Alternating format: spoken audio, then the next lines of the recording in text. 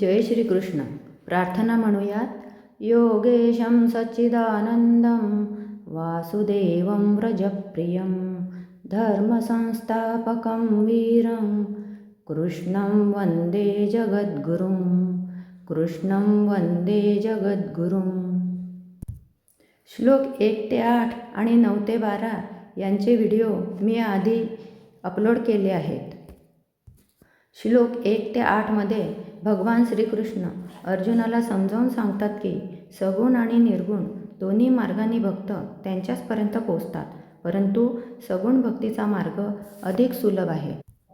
निराकार ईश्वराची उपासना करण्यासाठी इंद्रिय निग्रह आणि कठीण साधनेची गरज असते, जी सर्वसामान्यांसाठी क्लेशदायक असू शकते. त्याऐवजी आपले मन आणि बुद्धी ईश्वराच्या चरणी अर्पण करून केलेली सगुण भक्ती हा मोक्षाचा सोपा मार्ग आहे. श्लोक 9 ते 12 मध्ये भगवान श्रीकृष्ण भक्तीचे मार्ग कुठले व श्रेष्ठ मार्ग कुठला हे सांगत आहे.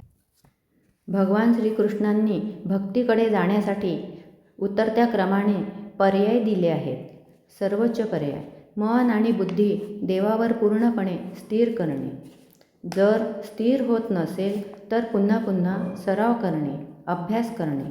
जर अभ्यास जमत नसेल तर सर्व कामे भगवंताची सेवा म्हणून करणे. जर तेही जमले नाही तर केवळ कर्माच्या फळाची आशा सोडून देणे. श्लोक 13 ते 20 मध्ये भगवान श्रीकृष्ण आदर्श भक्ताची लक्षणे सांगतात.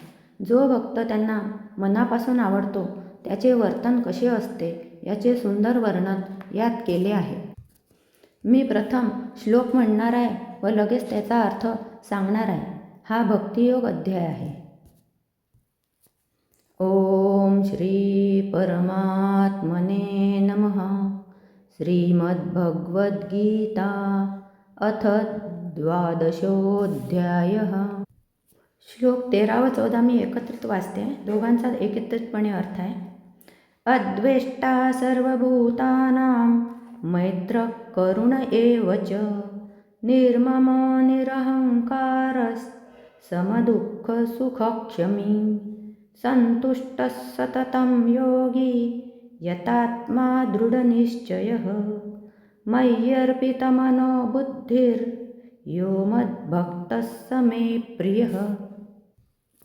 म्हणजे जो प्राणीमात्रांचा द्वेष करत नाही, जो सर्वांचा मित्र, दयाळू, माझे तुझे न करणारा, जो खोट्या अहंकारापासून मुक्त आहे, जो स्वतःला स्वामी समजत नाही, जो सुखदुःखांमध्ये समान वृत्ती ठेवतो, जो क्षमाशील, सदैव तृप्त, आत्मसंयमी आहे आणि आपले मन व बुद्धी माझ्यावर स्थिर करून जो ठाम निश्चयाने भक्तीमध्ये मग्न झालेला आहे, तो भक्त मला अत्यंत प्रिय आहे. शुद्ध भक्तीबद्दल बोलताना भगवंत या 2 श्लोकांमध्ये शुद्ध भक्ताच्या दिव्य लक्षणांचे वर्णन करीत आहे. शुद्ध भक्त कोणत्याही परिस्थितीमध्ये विचलित होत नाही. तो कोणाचाही द्वेष करत नाही. तसेच तो शत्रूशीही वैर करत नाही. त्याला वाटते की माझ्या वाईट पूर्वकर्मामुळेच तो माझ्याशी शत्रुत्व करत आहे, म्हणून प्रतिकार करण्यापेक्षा सहन करणे चांगले आहे.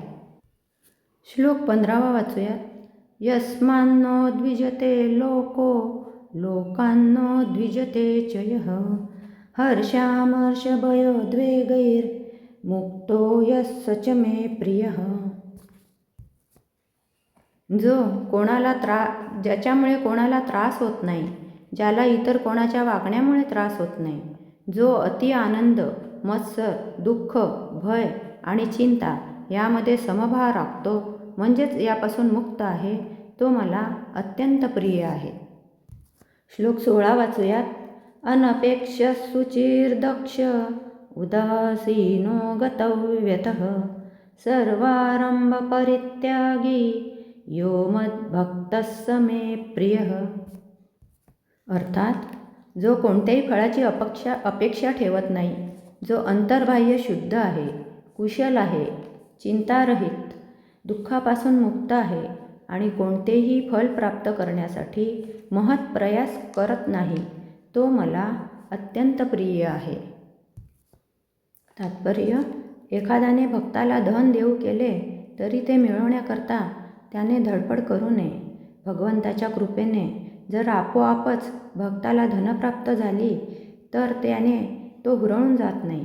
स्वाभाविकच भक्त दिवसातून निदान 2 वेळा तरी स्नान करतो आणि आपली साधना करण्यासाठी प्रातःकाळी लवकर उठतो. याप्रमाणे साहजिकच तो अंतर्बाह्य पवित्र असतो. जीवनातील सर्व कर्माचे सार माहीत असल्याने भक्त हा नेहमी दक्ष असतो. श्लोक 17 वाचूया.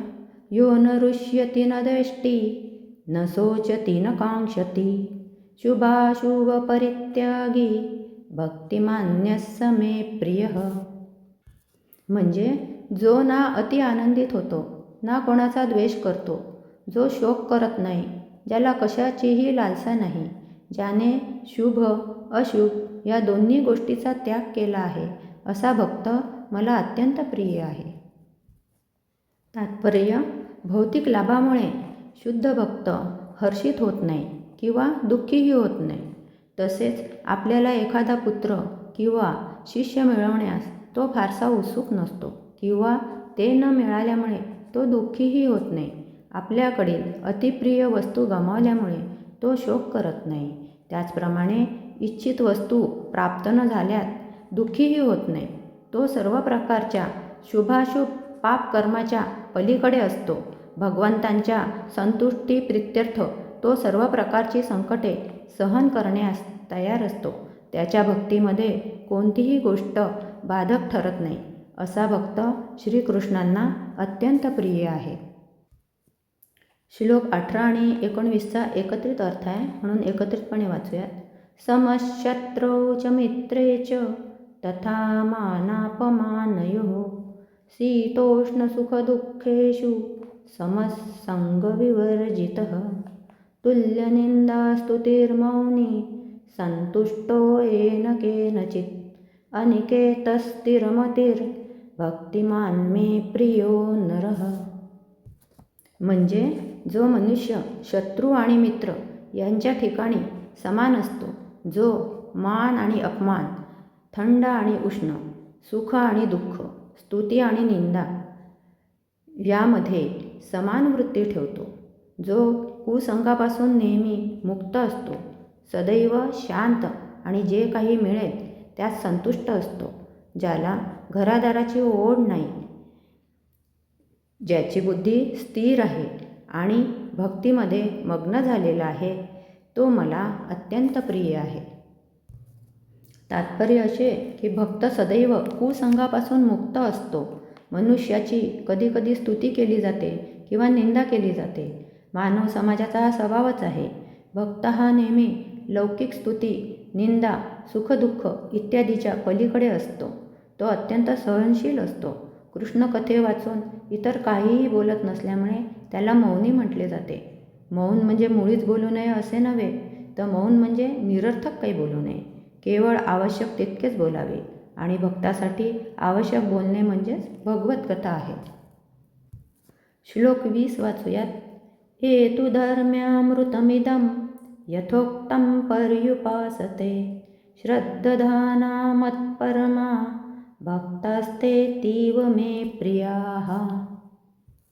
म्हणजे जे लोक माझ्यावर पूर्ण श्रद्धा ठेवून मलाच आपले परमध्येय मानून वर सांगितल्याप्रमाणे अमृतमय धर्माचे गुणांचे आचरण करतात, ते भक्त मला अतिशय प्रिय आहे. अध्यायाचा शेवट करताना भगवान श्रीकृष्ण स्पष्ट करतात की केवळ पूजा करणे म्हणजे भक्ती नाही, तर आपल्या स्वभाव आणि वागण्यात बदल घडवणे ही खरी भक्ती आहे. इतरांबद्दल दया, मनाची शांती आणि कर्माच्या फळाचा त्याग हे भक्तीचे खरे गमक आहे. ओम तत्सदिति श्रीमद्भगवद्गीतासु उपनिषत्सु ब्रह्मविद्यायां योगशास्त्रे श्रीकृष्णार्जुनसंवादे भक्तियोगो नाम 12ोऽध्यायः. जय श्रीकृष्ण.